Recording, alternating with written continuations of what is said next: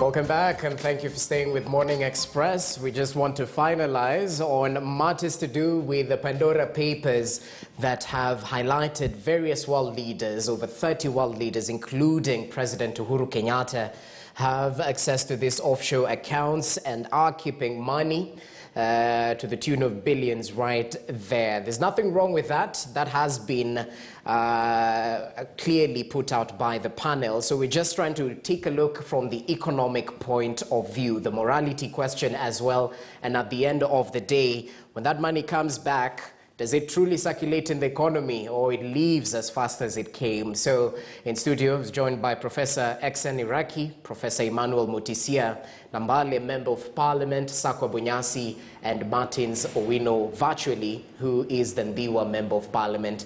Martins, I happen to understand you in the United States, and I don't know, as you give us your reaction to this, what's your reaction to the US being listed as one of these tax havens? And even as you add your voice to the ongoing discussion. Yeah, it's true, Rogers. They have a lot of banks here as well doing that kind of business.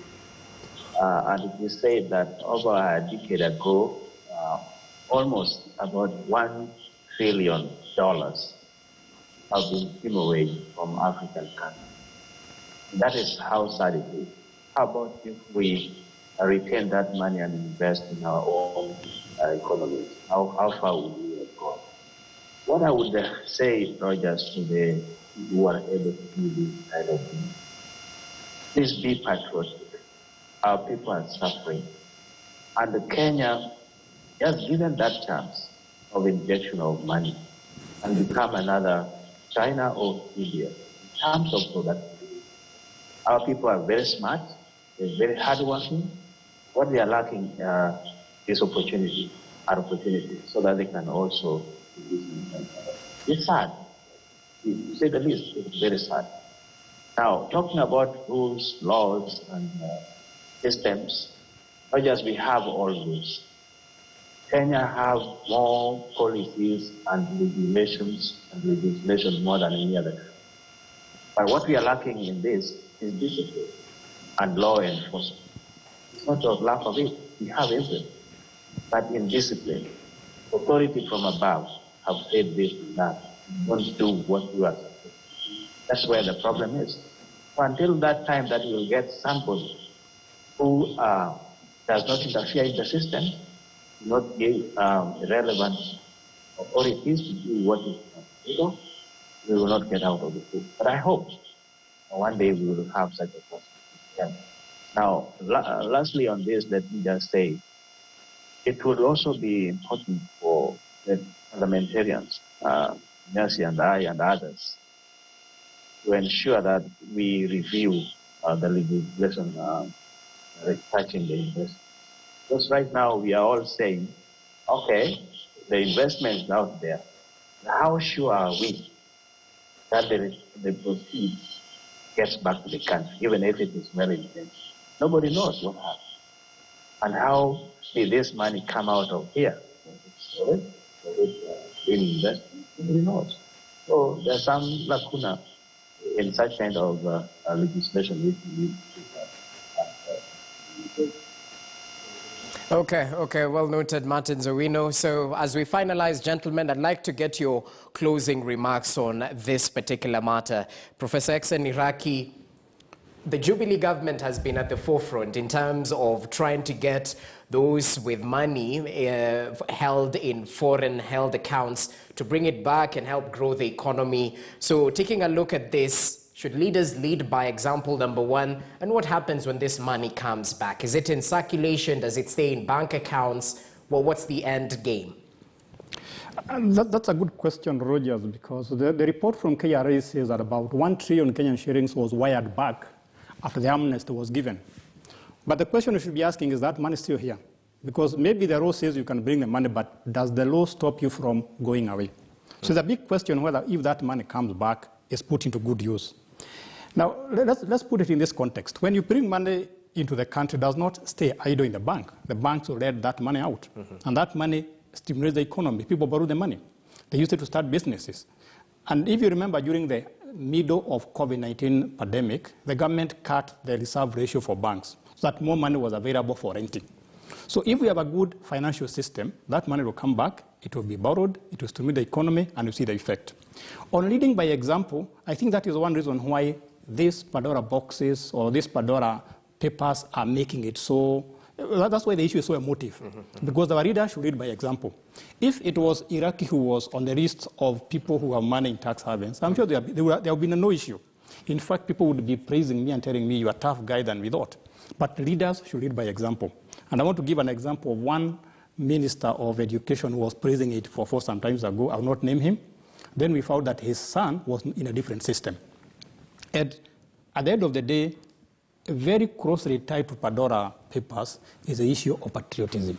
And I think that's another issue that is making the whole thing very emotive. How patriotic we are.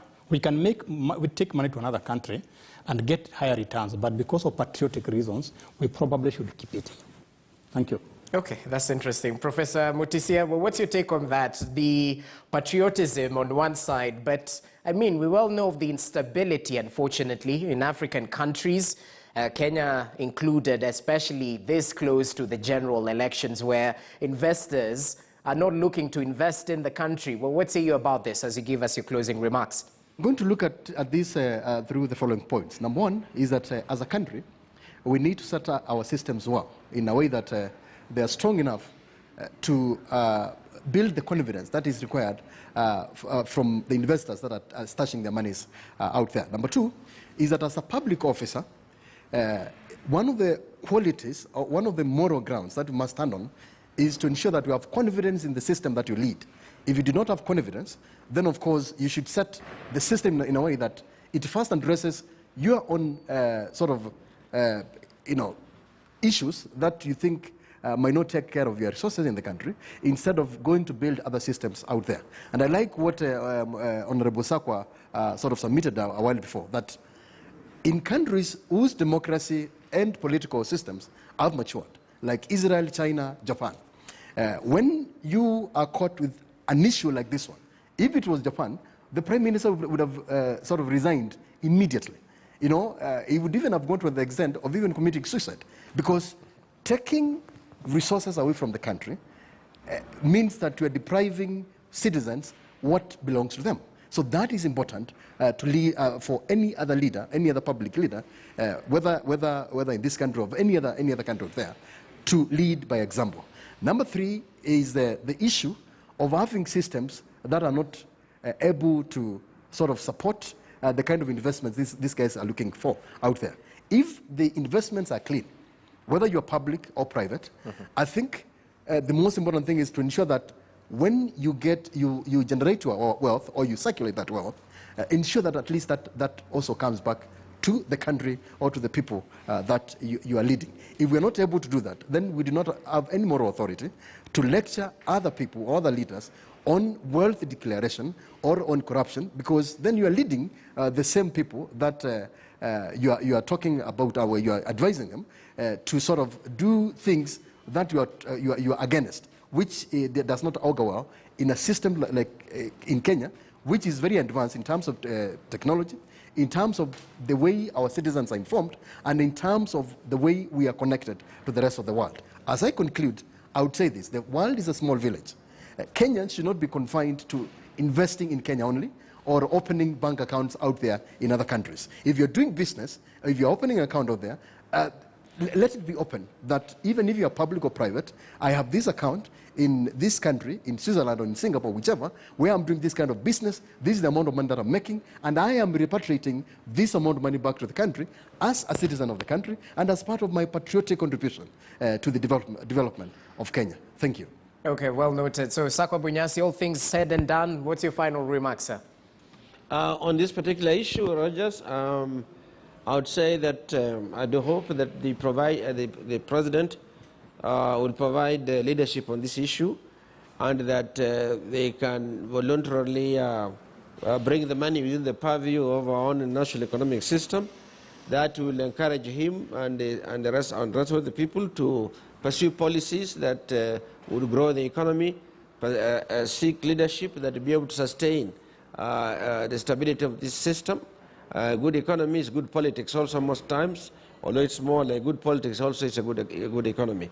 I also hope that the institutions that are involved will now truly come out and look at wealth declarations and see if they in fact do include these kinds of things.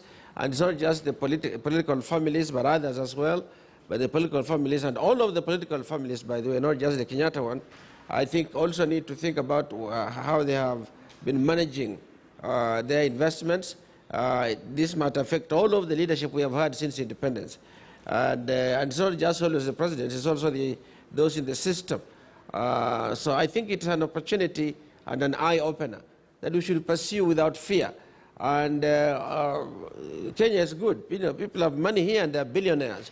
And those outside billionaires, bring your money here so that we can be able to grow this even faster and create even more billionaires, as it were. But I think putting out this kind of money and then we end up with the IMF is a bad thing.